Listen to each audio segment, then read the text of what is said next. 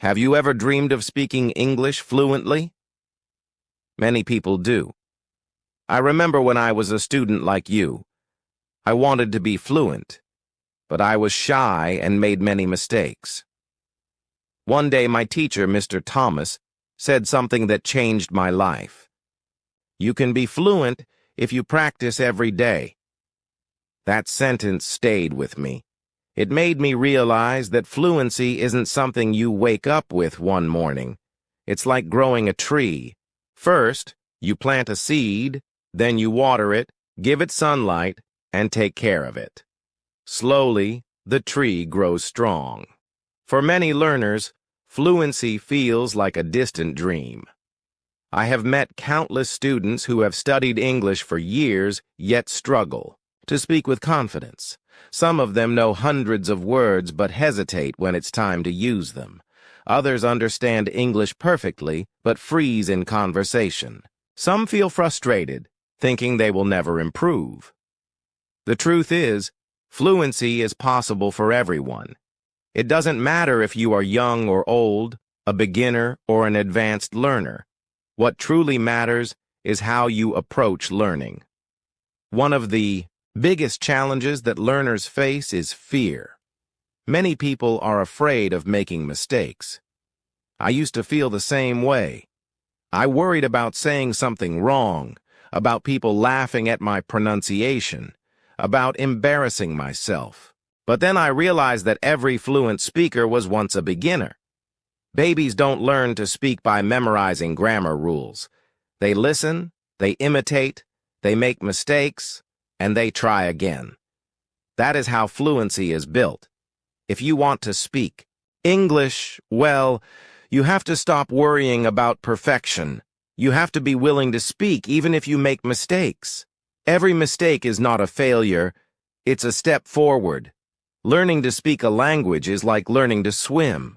Imagine wanting to swim but never stepping into the water. You read books about swimming, watch videos, and listen to expert advice, but you never actually jump in. No matter how much you learn, you will never be able to swim unless you get into the water. The same is true for English. You can study all the grammar rules and vocabulary lists, but if you don't use the language, you won't become fluent. Speaking is not just about knowing words. It's about training your brain to use them naturally. Listening is one of the most powerful tools for developing fluency. When babies learn their first language, they spend months just listening before they even try to speak. The same principle applies to English learners. The more you listen, the more familiar the language becomes. You start to recognize common phrases, understand sentence patterns, and absorb pronunciation naturally. When I was learning English, I made listening a daily habit. I listened to songs, watched movies, and repeated what I heard. At first, I didn't understand everything, but over time, words and expressions started making sense. It felt like unlocking a secret code. Speaking was the next challenge. I remember one of my students, Emily, who had been studying English for years but never spoke a word in class. One day, I asked her why. She looked down and said, "I'm afraid people will laugh at me." I told her, "The only way to get better is to speak. Even if you make mistakes, you are learning." She hesitated, but then she started practicing a little. Each day. First, she spoke to herself in the mirror. Then she started answering questions in class. Slowly, she gained confidence. A year later, she was giving presentations in English without fear. It was incredible to see her transformation. One thing that helps many learners is thinking in English. Many students struggle because they translate everything from their native language. This makes their speech slow and unnatural. The secret is to train your brain to think directly in English. At first it may feel difficult, but with practice, it becomes easier. I started by naming things around me in English. When I walked outside, I would look at the sky and say in my mind, The sky is blue. If I was eating, I would think, this apple is sweet. Later, I started forming whole sentences in my head. Instead of saying to myself, I need to translate this into English, I would just think in English naturally. The more I did this, the faster my speaking became. Reading is another powerful way to improve fluency. When I first started reading in English, I chose books that were too difficult. I felt discouraged and wanted to quit. But then I found a simple book that I could understand. I read it aloud, trying to pronounce every word clearly. When I came across new words, I didn't just memorize them. I tried to use them in sentences. Little by little, my vocabulary grew, and so did my confidence. Writing also helped. I kept a small journal where I wrote a few sentences every day. Sometimes I wrote about my day. Other times I wrote conversations between imaginary characters. The more I wrote, the better my sentences became. Many students worry about making mistakes. I always tell them the story of Jacob, another student of mine. One day, he raised his hand and asked, "Teacher, what if I make a mistake?" I smiled and said, "Then you learn." Mistakes are not something to be ashamed of. They are proof that you are trying, that you are learning, that you are growing. If you avoid speaking because you are afraid of mistakes, you will never improve. But if you accept mistakes as part of the process, you will become fluent much faster. The more I surrounded myself with the language, the more natural it felt. Many students ask me how long it takes to become fluent. The truth is, there is no fixed answer. It depends on how much you practice. Some people see progress in a few months, while others take years. But one thing is certain. If you practice consistently, you will improve. Learning English is not a race. It is a journey. Some days, you will feel excited about your progress. Other days, you will feel stuck. But if you keep going, you will get there. Whenever I felt discouraged, I reminded myself why I wanted to learn English in the first place. I imagined myself speaking confidently, traveling to different countries, and connecting with people from around the world. That dream kept me motivated, and now I want to help you do the same. In the next part of this journey, we will explore the practical techniques that will help you achieve fluency faster. One day, a student named Emily walked into my class with a troubled expression. Her shoulders were slightly slumped, and her eyes carried a weight of frustration. She hesitated for a moment before finally speaking. "Teacher, I want to speak English, but I always forget the words." There was disappointment in her voice, as if she had tried many times and failed. She wasn't alone. Many students felt the same. I had seen this struggle before. People often believe that fluency means remembering every word, but that's not true. I smiled gently and told her, "Fluency is not about remembering every word. It's about practicing." She looked up, her eyes filled with curiosity and a small hint of hope. "But how can I practice?" she asked. That was the real question. People often think practice means memorizing words, but fluency is about using the language naturally. Practice is everywhere, I explained. You can talk to your friends, listen to stories, sing songs, and even think in English. Emily tilted her head slightly as if considering my words. I could see she wanted a clearer answer, something she could do right away. I remembered my own journey. When I was younger, I struggled too. I wasn't born speaking English fluently. At first, I was slow, hesitant, and often afraid of making mistakes. But I had one habit that helped me. I loved stories. Every night, my teacher, Mrs. Parker, would read to us. She had a way of making every word come alive. I would listen carefully, repeating the words under my breath. At first I struggled. The words felt unfamiliar, difficult to pronounce, but I didn't stop. I kept listening and repeating. The more I practiced, the more confident I became. One day, I realized I wasn't just repeating, I was speaking. The words came naturally, as if they had always been a part of me. That was the power of practice. I shared this with Emily. Think about the things you love, I said. Do you enjoy music, stories, movies? Use those to practice.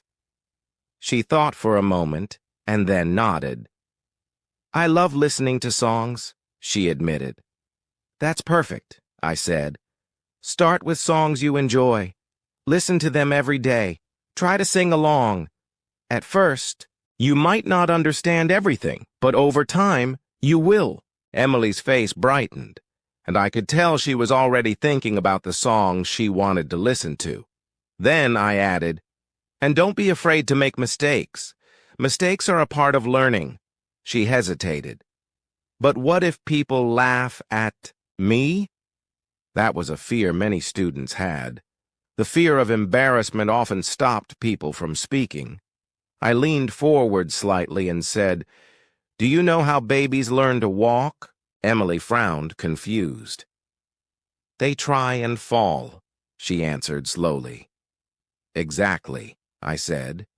They fall, but they get up again, and no one laughs at them because falling is a natural part of learning. Speaking English is the same. If you make a mistake, it's just a part of the process. Keep going. She nodded, absorbing my words. There was still hesitation in her eyes, but also a new determination. You don't have to be perfect, I continued. You just have to start. She smiled, and for the first time, I could see a spark of confidence. It was a small step, but sometimes that's all it takes to begin a journey. And so, Emily's journey to fluency began, not with perfection, but with a single step toward confidence.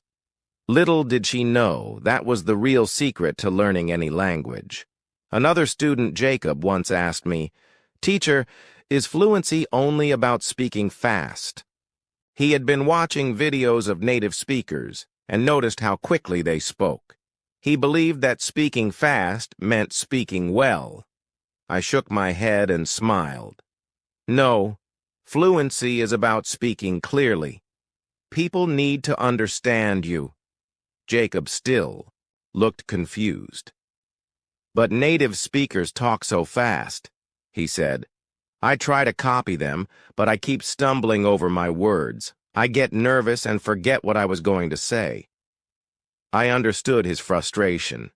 Many learners think that fluency is about speed, but that's not true.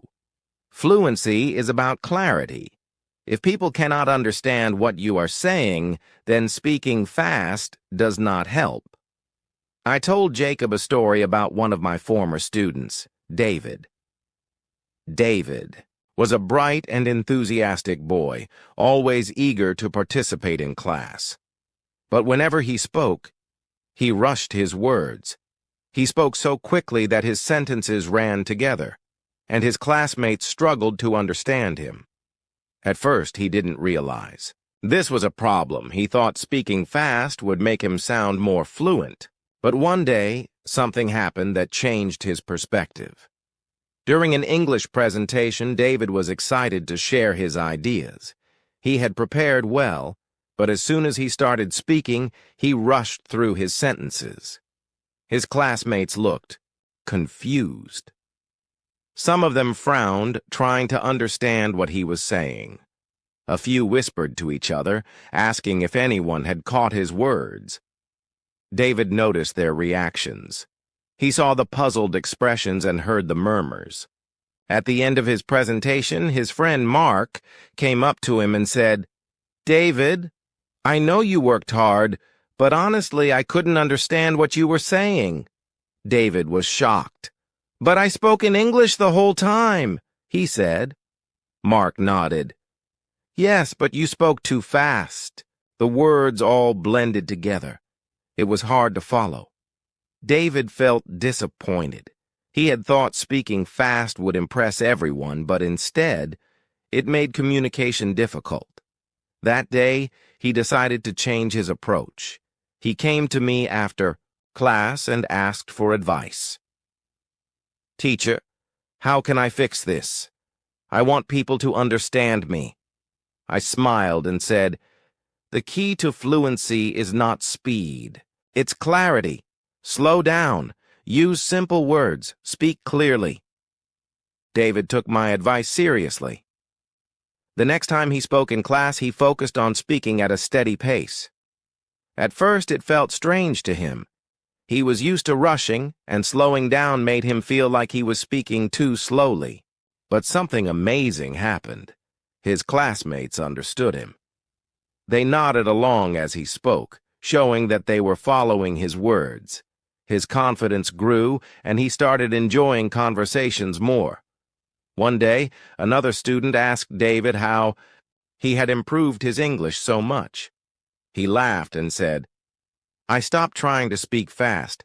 Instead, I started speaking clearly." Jacob listened carefully to this story. He nodded slowly, realizing that speed was not the goal. "So, if I slow down, people will understand me better?" he asked. "Exactly," I said. "Think of it this way. If you're running too fast, you might trip and fall. But if you walk steadily, you'll reach your destination smoothly." Jacob decided to practice speaking more slowly. He started paying attention to his pronunciation and the rhythm of his sentences. Over time, he noticed a big difference. His friends understood him better, and he felt more comfortable in conversations. But fluency isn't just about speaking, it's also about listening. The way we hear and understand language plays a huge role in how we learn to speak. One of the best ways to improve fluency is to develop strong listening skills. There's a secret to fluency, a simple one. Listen. Listening is one of the most powerful tools for learning a language, yet many learners overlook it. Some believe that fluency only comes from speaking, but in reality, listening is the foundation. Before a child speaks their first words, they spend months, even years, listening to the sounds around them, absorbing the language. The same applies to English learners. The more you listen, the more familiar you become with the rhythm, tone, and structure of the language. You start to recognize common phrases, expressions, and even pronunciation patterns without consciously trying. Listening exposes you to real-life English, the way native speakers actually talk. One of the biggest mistakes language learners make is expecting to understand every single word they hear. But native speakers don't speak like textbooks. They use contractions, slang, and informal expressions that aren't always in dictionaries. If you try to translate every word while listening, you'll struggle to keep up. Instead, focus on the overall meaning. Pay attention to how words connect, how sentences flow, and how emotions are expressed through tone. Over time, your brain will start recognizing patterns automatically, and you'll find yourself understanding more without even realizing it. A girl named Olivia once struggled with English. She was passionate about learning but found it hard to form sentences. No matter how much she studied grammar, she couldn't speak fluently. Then she discovered English music. Every day she listened to songs, paying attention to the words. First, she didn't understand much, but instead of giving up, she listened again and again. She started humming along, then singing. The lyrics became familiar, and without realizing it, she was improving her pronunciation, learning new vocabulary, and even picking up grammar naturally. What surprised her the most was how effortless it felt. She wasn't memorizing words from a book. She was simply enjoying the music, and fluency followed. Listening is not just about music. Conversations, audiobooks, podcasts, and even movies can transform your learning. The key is consistency. A student named Jacob wanted to improve his English, so he made a simple rule. Every day he would listen to at least 10 minutes of English, no matter what. Some days he listened to interviews. Other days he played podcasts while walking. At first he struggled to understand everything, but he kept going. He noticed that certain words and phrases kept appearing. He heard the same expressions used by different speakers, and soon he could predict what someone might say next. His confidence grew, and when he finally spoke, his sentences sounded natural. Many learners hesitate to listen because they fear not understanding anything. But that's normal.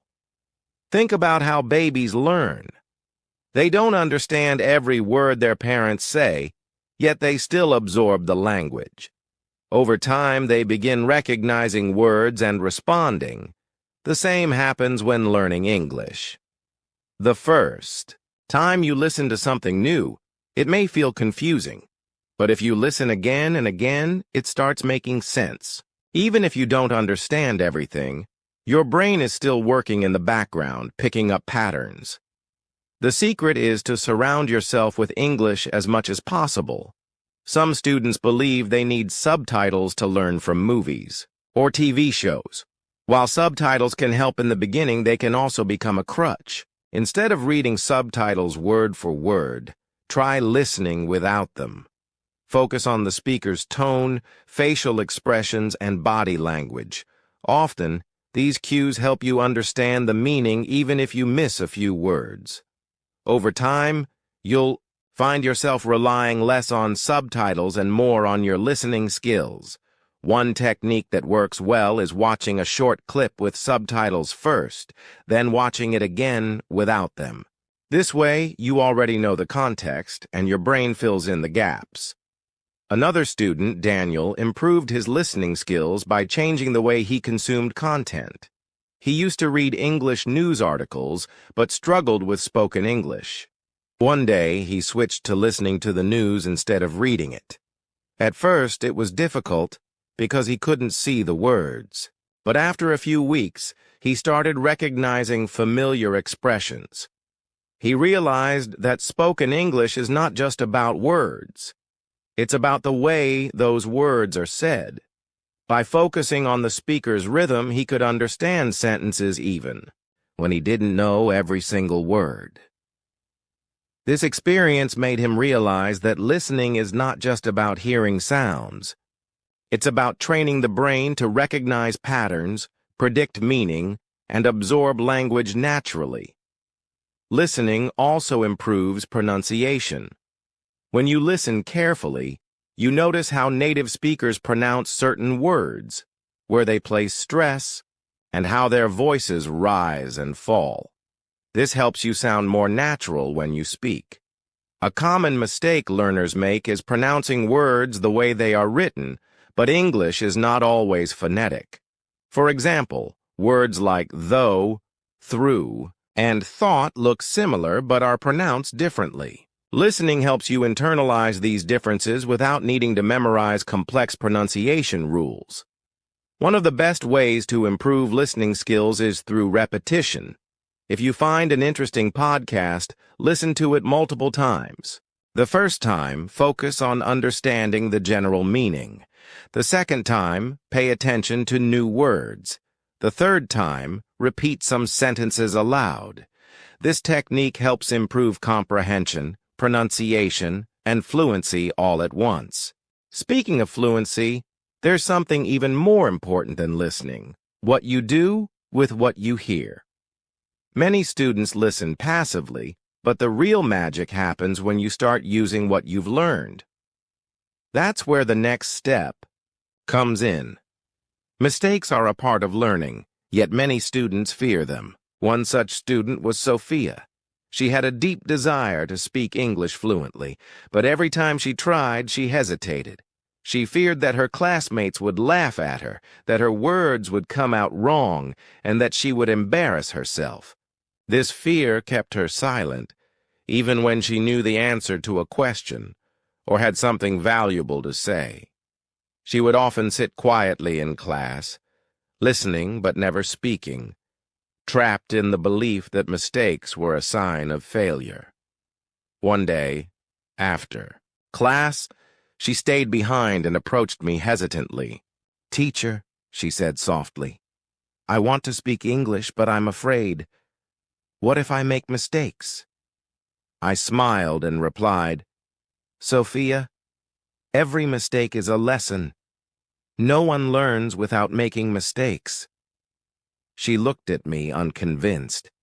I continued, "Do you know how babies learn to walk? They fall, they stumble, but they keep trying, and after many falls, they finally walk. Learning a language is the same. You have to stumble before you can speak fluently." She nodded, but I could see the doubt in her eyes. She wasn't ready yet. I knew that she needed time, so I didn't push her. Over the next few weeks, I encouraged her in small ways. Whenever she whispered an answer to herself, I smiled at her, letting her know I noticed. When she practiced writing in English, I praised her efforts.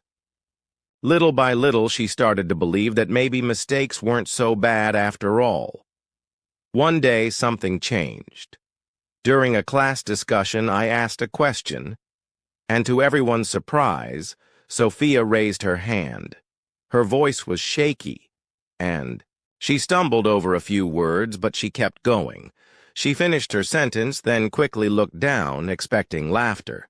But instead, the classroom was silent for a moment before her classmates started clapping. They weren't laughing at her. They were proud of her.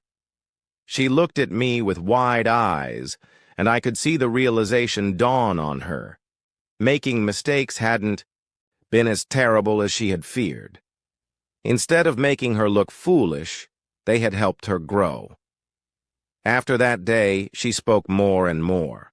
She still made mistakes, but she no longer let them stop her. She corrected herself, learned from them, and moved forward. One afternoon, as the class ended, she approached me with a bright smile. "Teacher, I'm not afraid anymore." That was the moment she started becoming fluent. When fear of mistakes disappeared, she found confidence in her words. Confidence, after all, is one of the most important elements of fluency. But fluency doesn't only come from overcoming fear, it also comes from how we train our minds to think in the language we want to learn. Daniel had a habit that many language learners struggle with. Every time he wanted to speak in English, he first translated the sentence in his native language, then rearranged the words in his mind before speaking. This process slowed him down and made conversations difficult. Whenever he tried to talk to someone, he would pause for long moments, searching for the right words. The more he hesitated, the more nervous he became, and the cycle continued. One day, he shared his frustration with me. "Teacher, I always forget words when I speak. I know what I want to say, but my mind just doesn't work fast enough." I smiled, understanding his struggle. "The problem isn't your memory, Daniel. It's the habit of translating. You're thinking in one language and trying to speak in another. That's like wearing heavy boots while trying to run a race." He looked at me, confused. "Then how do I stop?" I explained. "Try to think in English. Even when you're alone, form your thoughts in English instead of your native language." At first, he found this difficult. His mind automatically switched back to his native language whenever he was deep in thought. But I encouraged him to start small. I told him to describe what he saw around him in English. If he picked up an apple, he should say in his mind, "This apple is red. It looks fresh. I want to eat it." If he walked outside and saw the sky, he should think, The sky is blue. The sun is shining. It's a beautiful day. These small exercises trained his brain to process thoughts directly in English. A few weeks later, he returned, smiling. "Teacher, it's working. I don't translate every word now. Sometimes the English words just come naturally." I nodded. "That's because your brain is getting used to thinking in English. The more you practice, the faster you'll become." Over time, Daniel's speech became smoother. He no longer had to pause and translate. His words flowed naturally, and he felt more confident when speaking. His progress showed that fluency isn't just about knowing vocabulary or grammar. It's about training your mind to work in English without hesitation.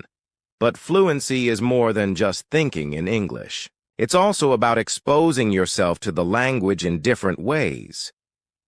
Reading is another key to fluency. It opens the door to new words, ideas, and ways of expressing thoughts. Every time you read, you absorb sentence structures, grammar rules, and vocabulary without even realizing it. A book is not just a collection of words. It is a conversation with the writer, a way to understand how language flows naturally. Many people think that reading is only for those who love books, but that is not true. Reading is for everyone, and it is one of the most powerful ways to improve fluency in any language. The more you read, the more familiar you become with how words connect, how sentences are formed, and how ideas are expressed. There was a student named Lily who wanted to improve her English but didn't know where to start. One day, she picked up a book and tried to read it.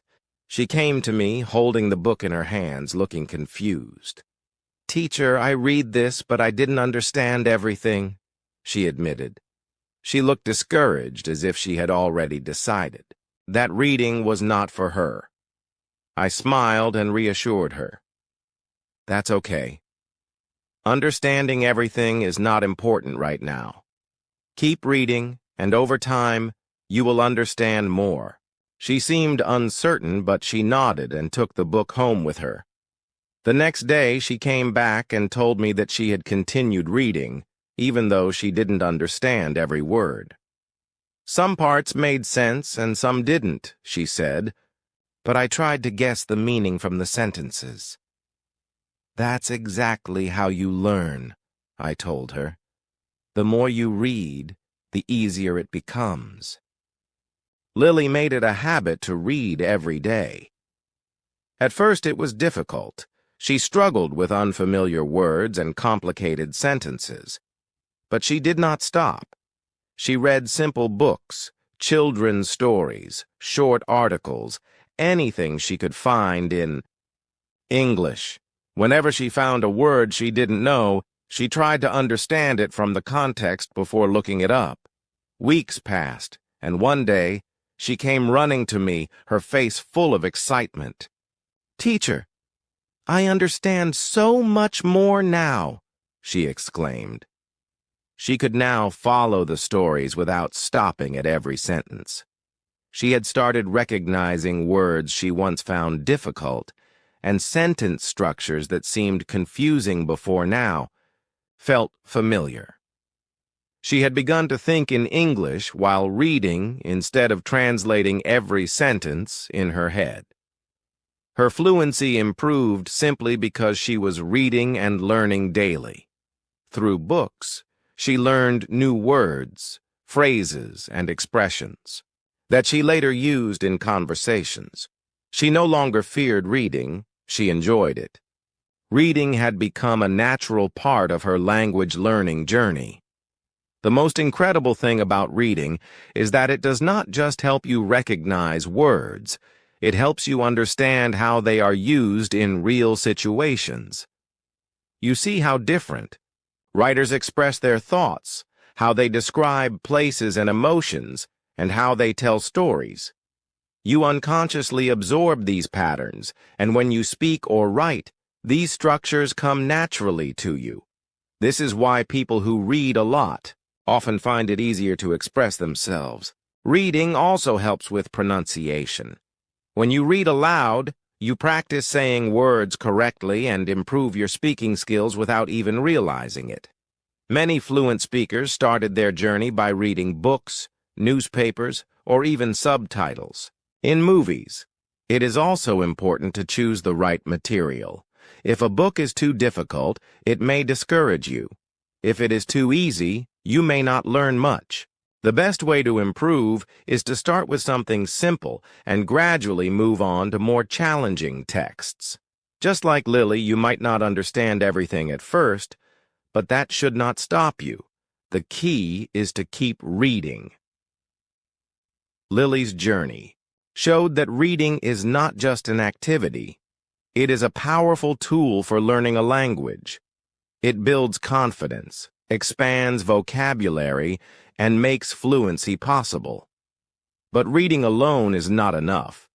To truly master a language, you need to take it a step further. Practicing with a friend makes learning easier. I had two students, Henry and James, who were best friends. They decided to speak only in English with each other. At first, they struggled, but day by day, their confidence grew. By the end of the school year, they were both speaking fluently. Fluency doesn't come from just studying. It comes from using the language in real-life situations. I once had a student named Alex who worked in a small shop. He decided to speak only in English with customers. At first, it was difficult, but over time, his fluency improved. One of my students, Nathan, had an amazing habit. Every time he heard a new word, he asked me what it meant. Then, he tried using that word as much as possible. Guess what? His vocabulary grew, and so did his fluency. It's important to have a goal. Ask yourself, why do I want to be fluent in English? One of my students, Emma, had a dream. She wanted to travel to an English-speaking country. Every day, she practiced speaking English because she wanted to be ready for her trip. Her goal kept her motivated, and she became fluent before she even left. Fluency doesn't happen overnight. It takes time. But if you enjoy the journey, it becomes easier. A student named Ethan loved watching English movies. He started with subtitles, but after some time, he watched without them. Without even realizing it, he was improving his fluency while enjoying his favorite movies. The more people you talk to, the more fluent you become. One of my students, Benjamin, was very shy. He only spoke to me. I encouraged him to speak with other students. At first, he was nervous, but soon he became more comfortable. He learned new ways of expressing himself, and his fluency improved. Fluency is like a journey. You take one step at a time. You don't rush, you enjoy the process. One day, a student asked me, "Teacher, how long will it take to become fluent?" I told him, "It depends on how much you practice. Some people become fluent in months, while for others it takes years. The important thing is to keep going. Don't stop." That student practiced every day and soon saw progress. So, if you want to be fluent, remember this: listen a lot. Read every day. Think in English. Practice speaking without fear. Use English in daily life. Patient with your self-fluency isn't about perfection. It's about progress. Every mistake you make is a step forward. So start today. Speak, listen, read, and enjoy the journey. And remember, if you found this story helpful, don't forget to subscribe to our channel for more inspiring English stories.